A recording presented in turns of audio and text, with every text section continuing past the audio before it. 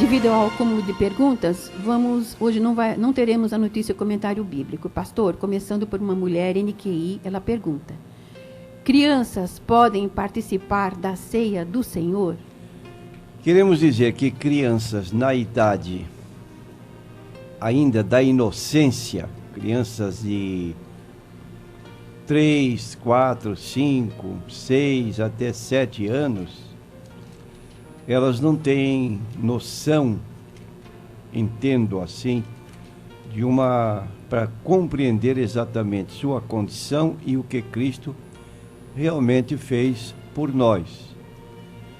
Logo, tais crianças, elas não devem ser batizadas. Não sendo batizadas, não podem participar da ceia do Senhor.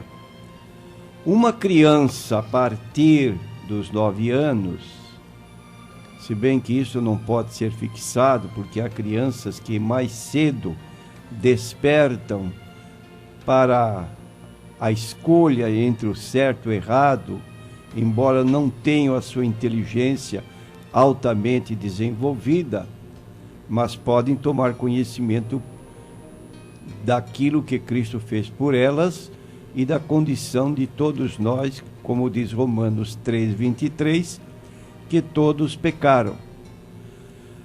Com relação a estas crianças, a Bíblia declara que automaticamente fazem elas parte do reino de Deus. Mateus 19, versículos 13 a 15, quando Jesus foi visitado por crianças trazidas por seus pais, os discípulos quiseram impedir, e Jesus não aceitou a posição dos discípulos, deixou que fossem trazidas à sua presença. Vamos ler. Trouxeram-lhe então alguns meninos, para que sobre eles pusesse as mãos e orasse. Mas os discípulos os repreendiam. Jesus, porém, disse: deixai os meninos e não os estorveis de vir a mim, porque dos tais é o reino dos céus. E tendo-lhes imposto as mãos, partiu dali. Então admitimos que uma criança cujo testemunho reflita que realmente é uma criança consciente do seu relacionamento com Deus, a partir dos 9 anos, ela tem condições de aceitar o batismo nas águas e depois, então, participar da ceia do Senhor. É uma idade ainda nova, quer dizer, 9 anos, mas pode ela ter compenetração, responsabilidade e se tornar uma cristã à medida que o tempo passa, encontrando maturidade espiritual. Então, crianças menores, sem ser batizadas, não devem participar da ceia do Senhor. Agora a pergunta da Maria Aparecida de São Vicente. Pastor Natanael, ela é católica e diz que não dá o dízimo, mas ajuda 4 orfanatos, fora as pessoas. Isso é igual a ser dizimista? O senhor pode explicar? Queremos dizer a nosso ouvinte, e apreciamos que esta senhora, como diz assim, eu ouvi a pregação desde a semana passada e está gostando. Nós ficamos contentes com a sua informação, Dona Maria Aparecida, e podemos notar no seu gesto que a senhora é uma pessoa piedosa. Vamos mais ou menos dizer que a senhora seja como uma pessoa igual Cornélio, no capítulo 10 do livro de Atos dos Apóstolos. Pode ser lida essa passagem em sua própria Bíblia, Atos capítulo 10. Porém, fundamentalmente, a senhora tem uma necessidade muito maior. É a necessidade do que Jesus falou do novo nascimento.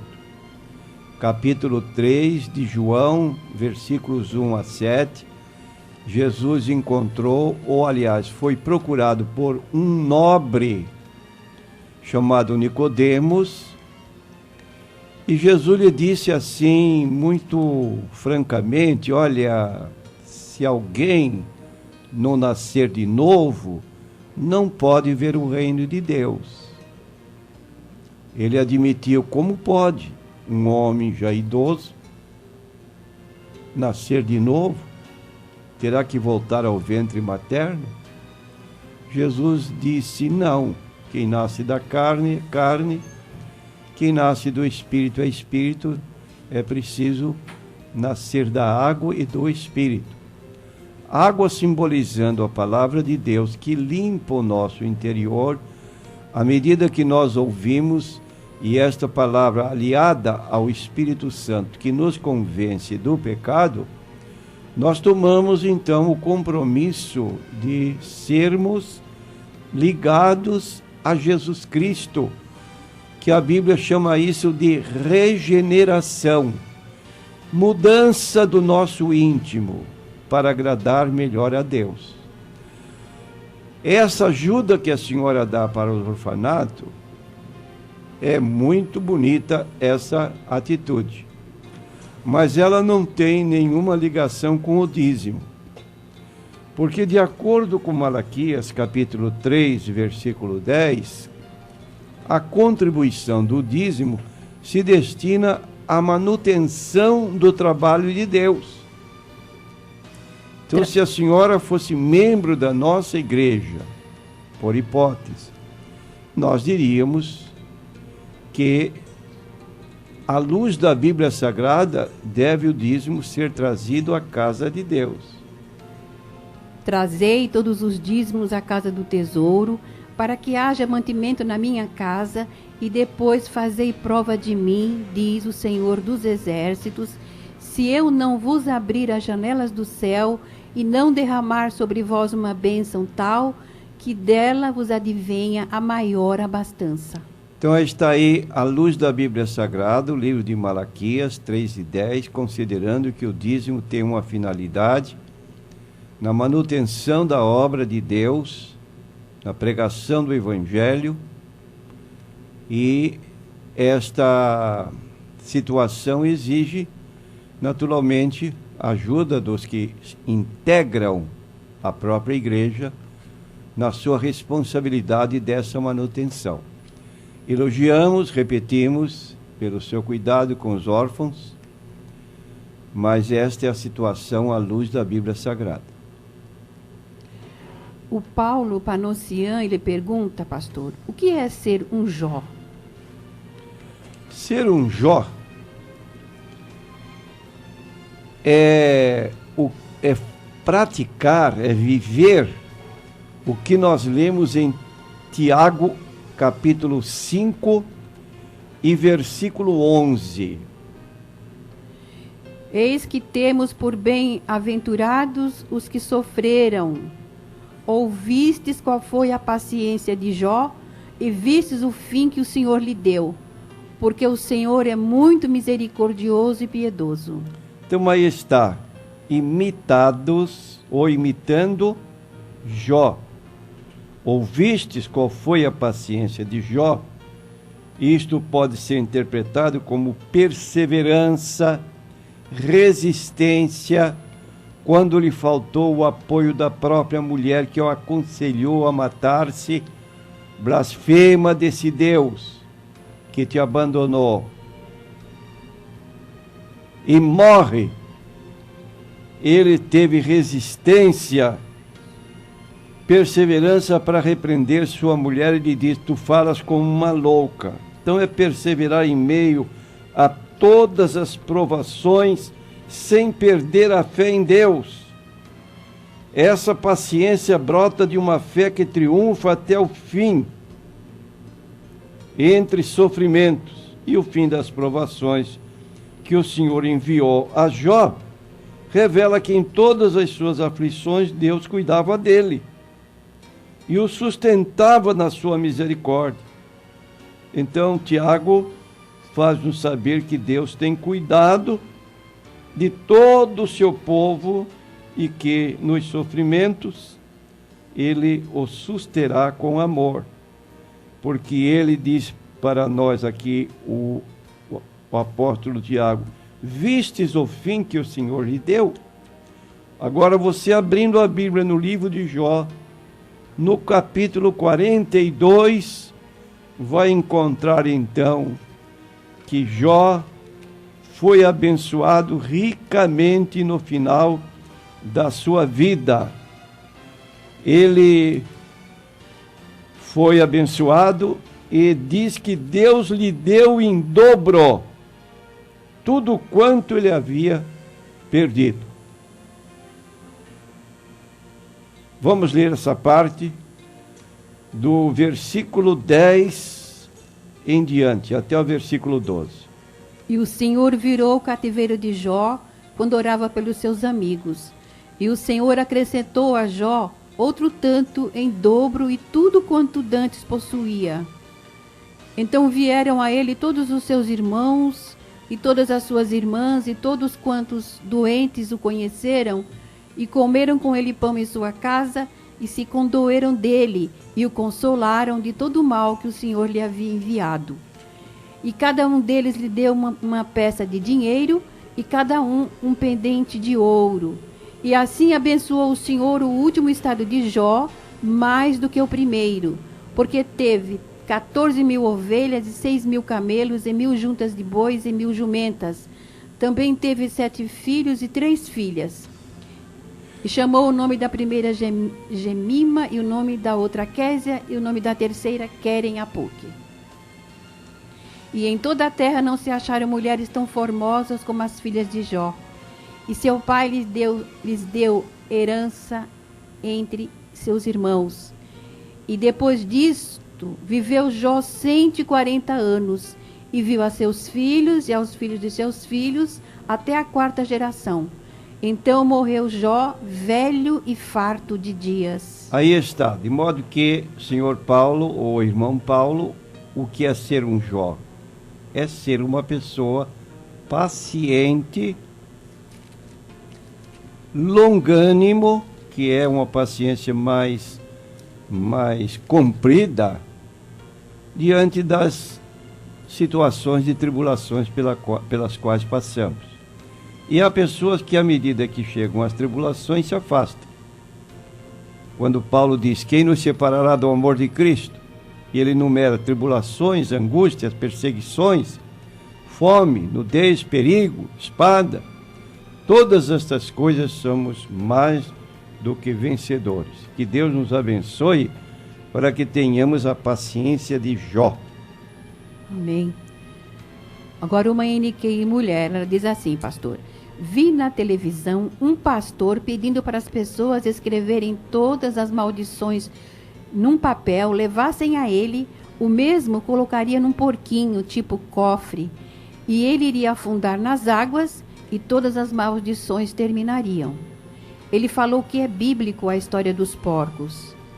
Isto faz sentido ou é superstição, pastor? Isso é calamitoso.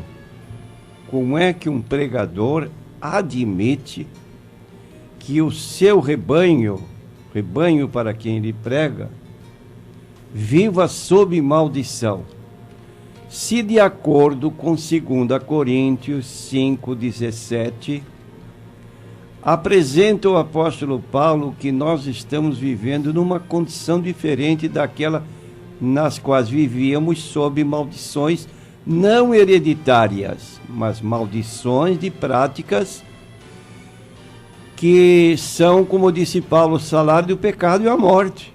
Praticávamos atos idólatras, praticávamos atos ligados a superstições e feitiçarias. Essas práticas são abomináveis, Deus detesta, logo vivíamos debaixo de maldições não hereditárias, mas dos próprios pecados que cometíamos. Agora somos nova criatura. Assim que, se alguém está em Cristo, nova criatura é. As coisas velhas já passaram, eis que tudo se fez novo. Então quero dizer que essa prática de usar um cofrinho tipo a figura de um porco e jogar lá dentro papéis anotando maldições, isso é superstição.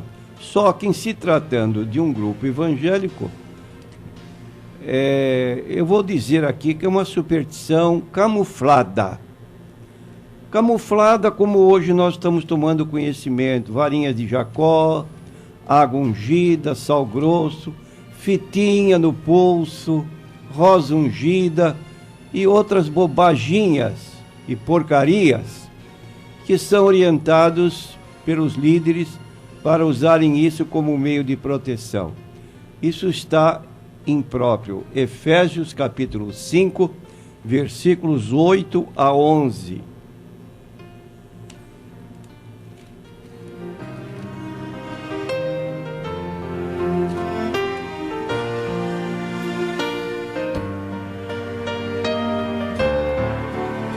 Porque noutro tempo erais trevas, mas agora sois luz no Senhor.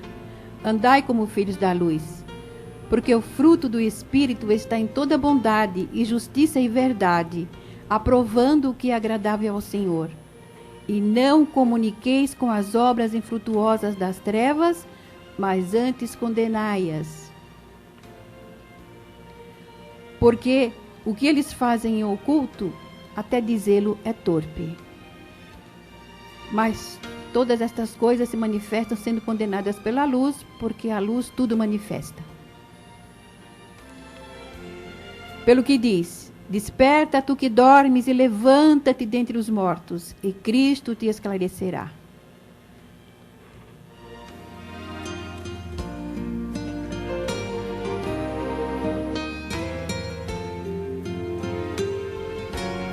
A pergunta do Maurício. Diz assim, pastor: Deus é onipresente, onisciente. Sabendo de tudo, por que Deus deu ao homem o livre-arbítrio, sabendo que ele iria errar? Eu quero dizer ao nosso ouvinte, Maurício, que tanto afirmamos, à luz da Bíblia, a onisciência, a onipresença, a onipotência de Deus, e obviamente, se ele é onisciente, ele sabia que o homem iria pecar. E mesmo assim, Deus criou o homem, como diz o livro de Gênesis 1:26, a sua imagem conforme a sua semelhança. E por que o fez? Sabendo que o homem iria ter a possibilidade de usar sua razão e agir de modo oposto. Vamos admitir uma hipótese, prezado ouvinte. Se eu tivesse a capacidade para a prática do hipnotismo, poderia colocar meus filhos num estado de hipnose, privando-os, assim, dos exercícios de sua capacidade de raciocinar e escolher livremente. Então dizer-lhe: levante-se, venham comer. Os autômatozinhos hipnotizados viriam para sentar-se à mesa sem resmungos. Beijem-me e vão para a cama na hora de deitar. Da mesma forma, dado que hipnotizados fossem para camas com a mesma situação.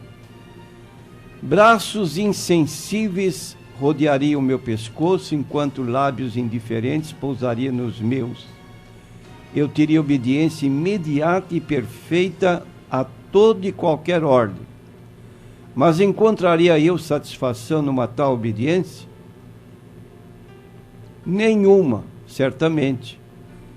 Então, eu quero e tenho filhos com livre-arbítrio, e cada pessoa de per si também quer filhos com livre-arbítrio que sejam capazes de nos desobedecer, mas que tenham escolhas, que possam fazê-lo voluntariamente, seguindo nossas instruções, que são o resultado do seu amor para conosco e do nosso para com eles. E nós podemos então, ainda que de modo fraco, conceber a ideia de que Deus, que implantou estes desejos em nosso coração, no meu, como eu estou citando o exemplo, também no seu, possa sentir-se satisfeito com algo menos no que diz respeito às nossas relações para com Ele. Então Deus poderia ter criado robozinhos, autômatos, como hoje já existem pessoas que obedecem ao chamamento porque foram fabricados para assim agir, mas não têm consciência do que estão fazendo.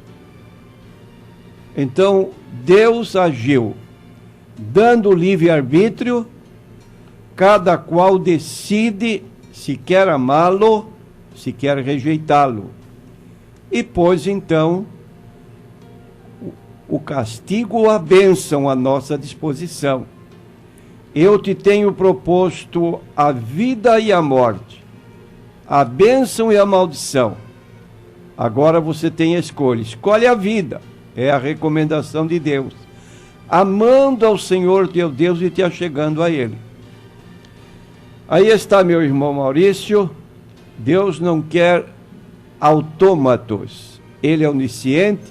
Sabia que o homem iria pecar, mas já tinha, de acordo com Apocalipse 13:8, reservado o Cordeiro, que era o seu Filho Jesus Cristo, que veio a este mundo para tomar o meu lugar, o seu lugar, morrer por nós e nos reconciliar com Deus.